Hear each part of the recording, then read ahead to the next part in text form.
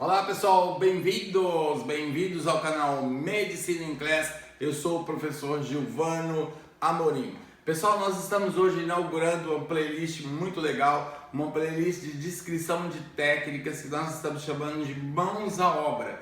E nós vamos introduzir essa nossa playlist com a técnica da esfigmomanometria, com a técnica da medida da pressão arterial. É muito importante para o profissional da área de saúde, é muito importante para o estudante de medicina saber fazer a correta medida da pressão arterial. Então eu quero fazer uma introdução teórica aqui para você e vamos, afinal, mãos à obra, vamos ver isso na prática com o paciente.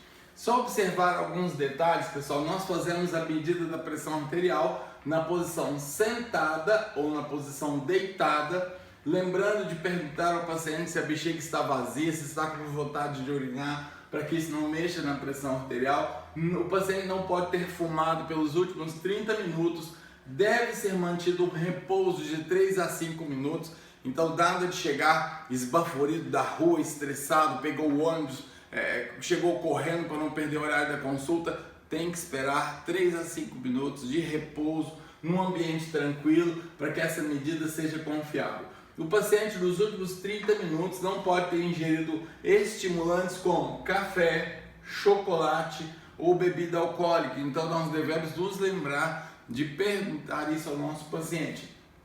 O paciente não deve ter se alimentado, ou seja, ele não deve estar em estado pós-prandial pelos últimos 60 minutos, ou seja, não deve ter se alimentado na última hora.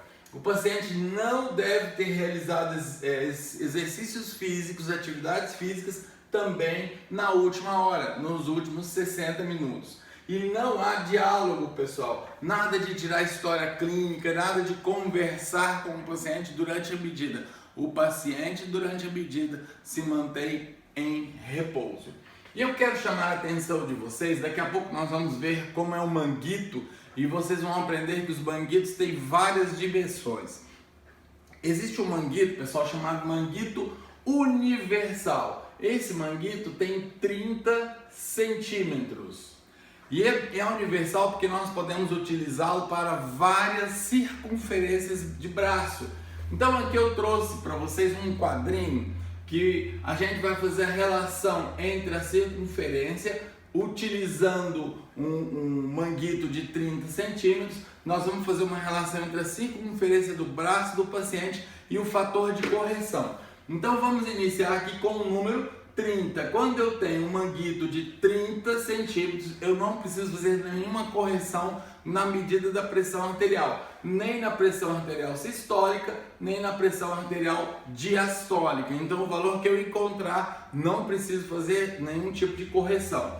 Olha só, se o braço tiver 26 centímetros, eu preciso somar ao valor que eu tiver obtido de pressão arterial sistólica, eu preciso somar 5. Se eu estiver usando esse manguito de 30 e a circunferência for de 26, eu devo somar 3 à pressão diastólica. Para circunferência de 28, somo 3 à pressão sistólica e 2 à pressão diastólica. Agora observa o contrário disso, braço de 32, eu preciso diminuir 2 na pressão sistólica e 1 na pressão diastólica. 34, diminuo 4 na sistólica, 3 na diastólica. 36, diminuo 6 na sistólica, 4 na diastólica.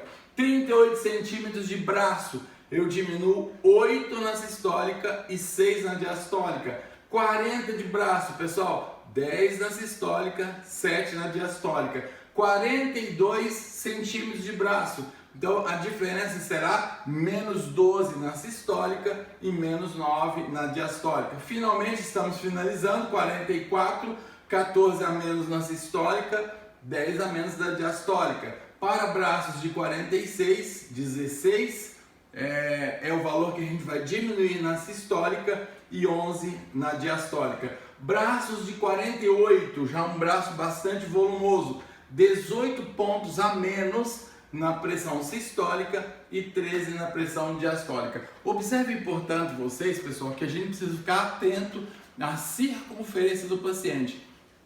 e braços muito grandes, muito volumosos em termos de circunferência ou muito pequenos, vai dar diferença significativa na pressão arterial. Para extremos, pessoal, eu diria para você, a partir de 40 é preferível usar manguitos especiais, manguitos maiores, para que a gente não tenha uma margem de erro tão grande quanto 18, por exemplo.